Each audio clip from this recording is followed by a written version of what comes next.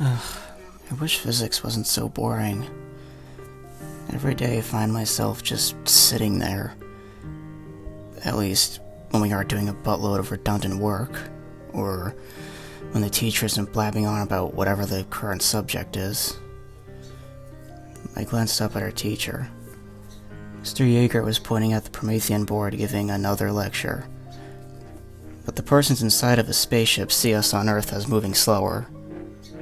I think we were going over special relativity or something. I wasn't sure. It was hard for me to care about this class. I looked back down at my notes. I didn't understand any of it. I simply copied what was on the board to study for the test. It's not like you need to even remember anything. As long as you look at your notes a couple of times right before the test, you're usually fine. I figured it was that time of class again, when the teacher talks and no one listens. Typically this is the first time. Oh well, this is the time I sit by myself also. Whether it's the first time or not. Because no one here talks to me. Not that it really surprises me. No, I try to think of something to do. The classroom itself isn't exciting. The walls are just 4 blank spaces, with one picture of Newton on the far back. I preferred my Spanish class with its colorful flags and posters. I liked that class. It was fun to learn a new language. Well, at least the parts where I can be alone and work on the assignments myself. A lot of the class is speaking, which makes sense, but this means that everyone ends up doing the activity without me. Even my supposed partner next to me joins her own friends next to her and does the work that way. I can only work with her sometimes. I mean, I try to ask for help, but she ignores me anyway. I guess my partner in physics was a little better. She did talk to me, if only in short sentences to get the right answer. I leaned over to her. "Is this class interesting to you?" I asked her. She didn't look up. "Not really." "What don't you like about it?" "Hold on." That's barely a response. I'd have come to expect this. Pretty much everyone at the school doesn't care for me. Why should they? I don't make art or do sports or anything to get attention. I'm alone in my physics class, just like I'm alone in my life. I stared at the ceiling, waiting for the period to end. The fan was blowing gently, its blades spinning around. After a few seconds, a kid walked up to me. He was light-skinned with brown hair and blue eyes. He had on a purple t-shirt, gray pants, and black tie shoes. "Hey, Zach, you know that model of the arm our biology teacher wants for the project?" he asked me. "Yeah," I said. I hated having 2 science classes in 1 year. If one filling me up with tedious work wasn't bad enough, now I have 2. "What about it?" The boy's eyes filled with devilish intrigue. "Well, I'm gonna make the blood real blood," he said happily. "And to do that, I have this." He produced a knife from his pants. I looked at it. It was a little larger than, say, a normal cutting knife. "You're gonna use that to cut yourself?" I asked. "Yep, it'll be so authentic I will sure get a good grade." He seemed serious. "Mason, you really shouldn't be doing this. It's not safe. But if you insist on it, then be careful. Only take a little bit. Too much and you'll be hurt. I don't want that," I told him. Mason seemed thoughtful.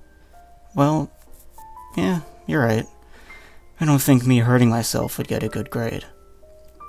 "Well, why not use fake blood?" "Because, Zach, this is more interesting." He playfully swung the knife through the air. It came a little too close and cut my hand. I watched as a small clot of blood surfaced. It filled the cut and shined like crimson.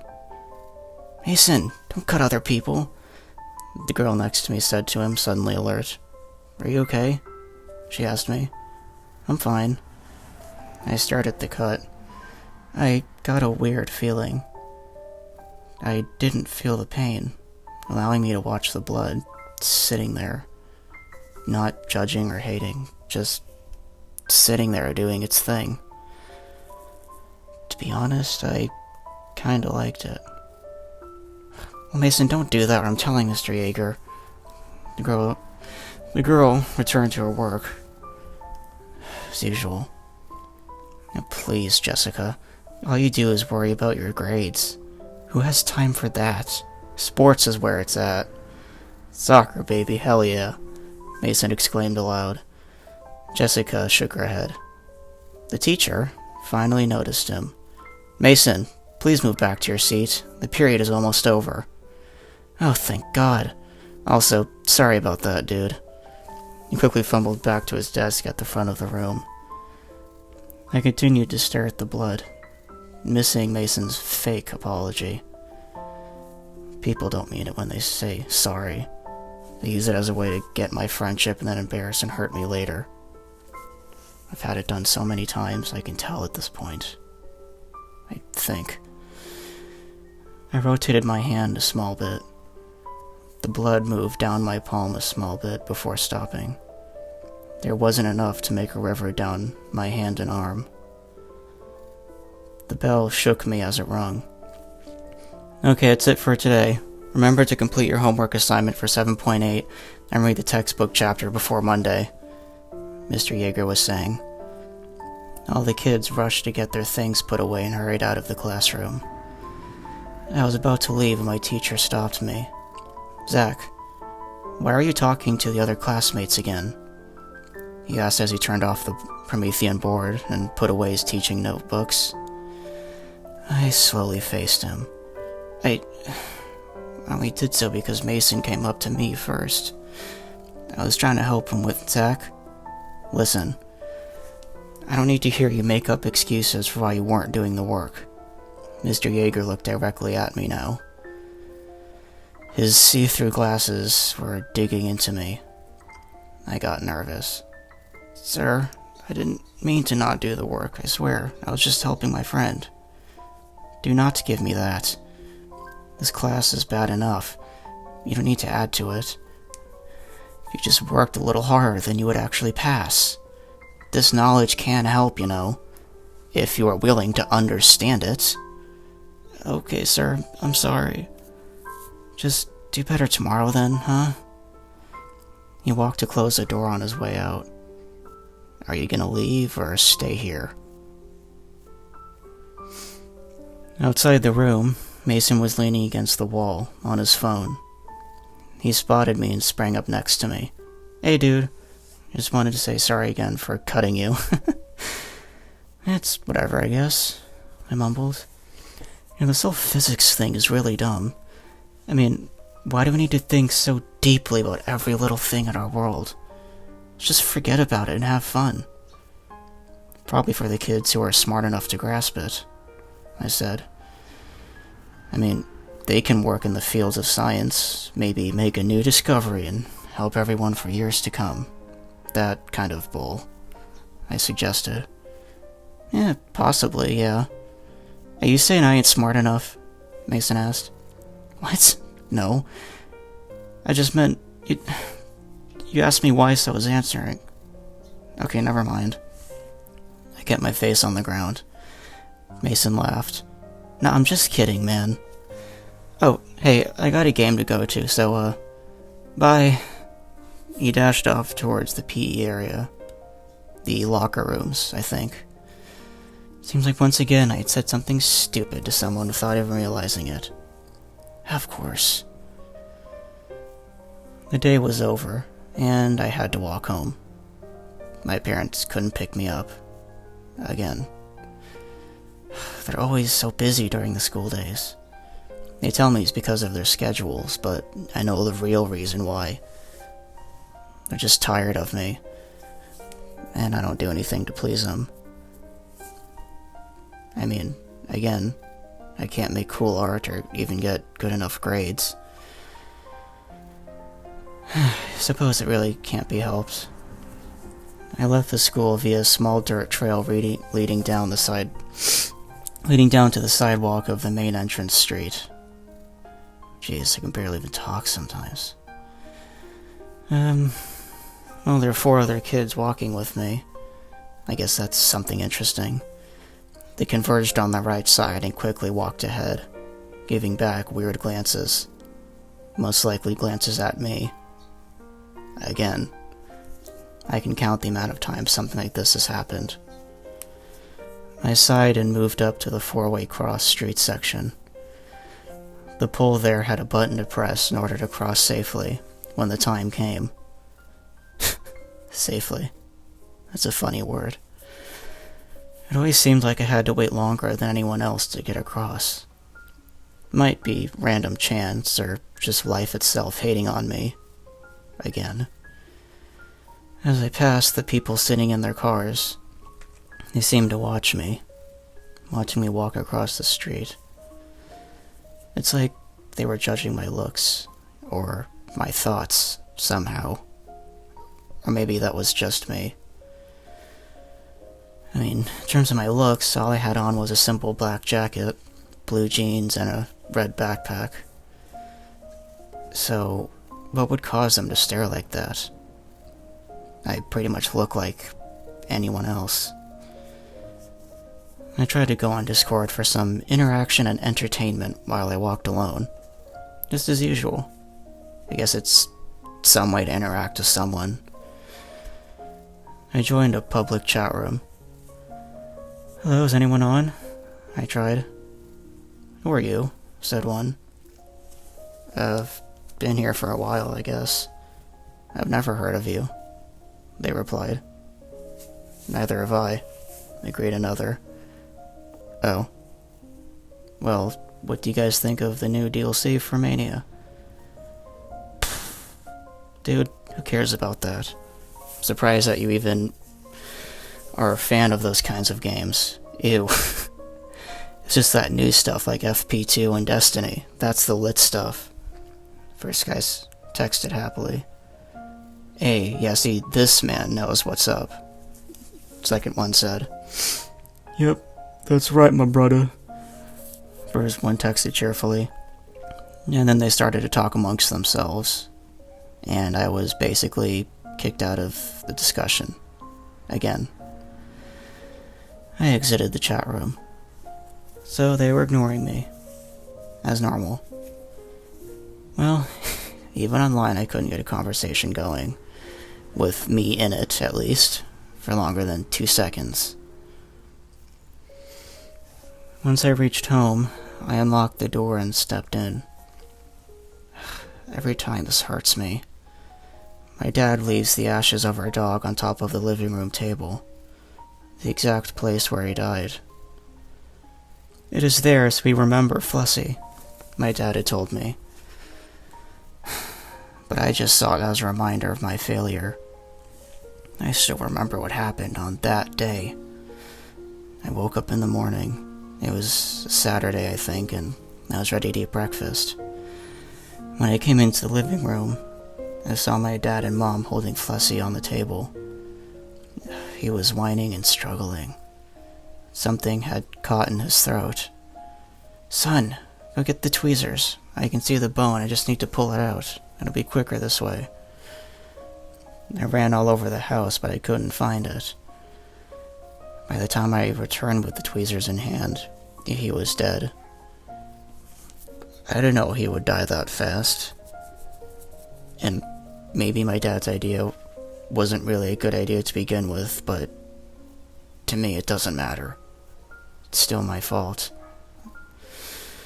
For the rest of that week, I felt nothing but shame and grief, knowing that I could have saved my dog, one of my best friends, someone who never judged me and always wanted to be with me. I can still remember his cute eyes and his cute little tongue. And I didn't save him.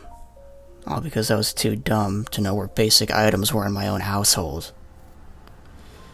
I still feel like my parents are mad at me for that mistake, even if they never admit it. Well, I guess they never have to admit it openly because I know. It's a mistake I can't take back. I couldn't take it back then, and I can't take it back now. My dad most likely keeps the ashes still there, just to remind me that I failed them and that I should never do so again. Even though I've asked him, it's still there. Even though I've asked him to remove it. I put my backpack on the kitchen counter. I had 3 assignments today. Instead of beginning the work like normal, my eye caught on the set of knives next to the freezer. I stalked toward them. I glanced at my now healing cut. I remembered the feeling I'd gotten in physics class. Something so odd, yet kinda good at the same time. I feel like I wanted more of that. I slowly picked up the middle-sized knife. I stared at its blade, my ugly reflection staring back at me. I remembered my teacher scolding me for not paying attention and not giving the effort to pass the class. And how I said a mean thing to my friend, causing him to rush off to his game early. Just more things that happened again to me. Remember the way he wanted to use his own blood for his project. The way he had cut me on quote-unquote accident. I hovered the knife over my hand. I lowered it so that it touched the top of my hand and swiped it across.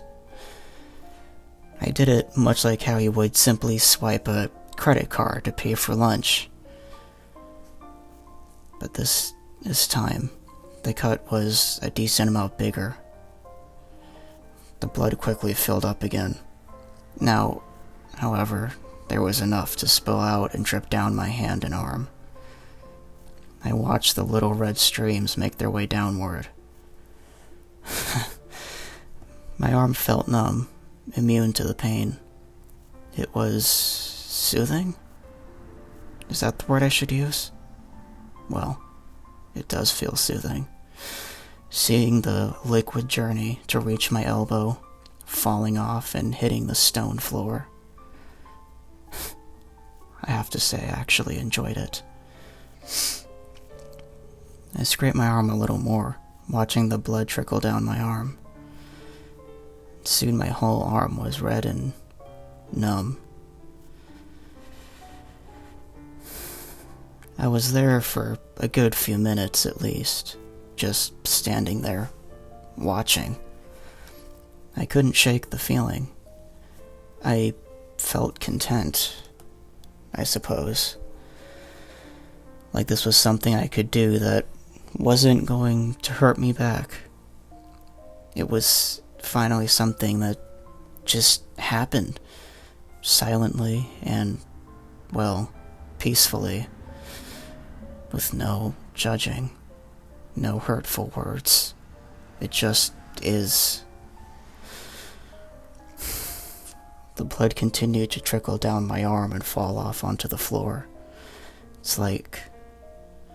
It was like a red waterfall, where you can just relax and enjoy the coolness on a hot day. I wanted to do more, to follow up this feeling of happiness I had found. I was about to move the knife nearer to my chest, when I heard the garage door opening. One of my parents was home. I sighed and cleaned off the knife, careful not to remove the blood on my arm, even though I guess I should have. I sheathed it back into the wooden holder as my mom came in. "Zach, I'm home." "Zach, where are you?" She came into the kitchen. She was in her normal business suit, a black and white one. Her brown hair fell down the sides of her shoulders, and her green eyes were filled with stress and, well, business facts. Zach, how was... She saw my arm. I hadn't stopped to consider the consequence of letting her see me like this. Oh my god, Zach, what happened? She quickly rushed forward, grabbing my arm. What the hell happened? She put my arm in the sink and began to wash off the blood. No, Mom! Mom, leave it, please! I whined, watching as the blood washed away down into the sink. What? Zach, stop it. I'm helping you fix this. Now tell me what happened right now. My mom washed off my arm, even more, dabbing on cloths covered with liquid medicine, and tried to tend to my cuts. I told her what my day was like and the feeling I had gotten at the sight of my own blood. When she finished bandaging my arm, she turned to face me. What? Why? Why would you do this? Doesn't make sense, Zach. My mom said. Well, because it gave me, I don't know, joy. I don't really get a lot of that, Mom. You have to understand, I felt happy seeing it. For once. I told her.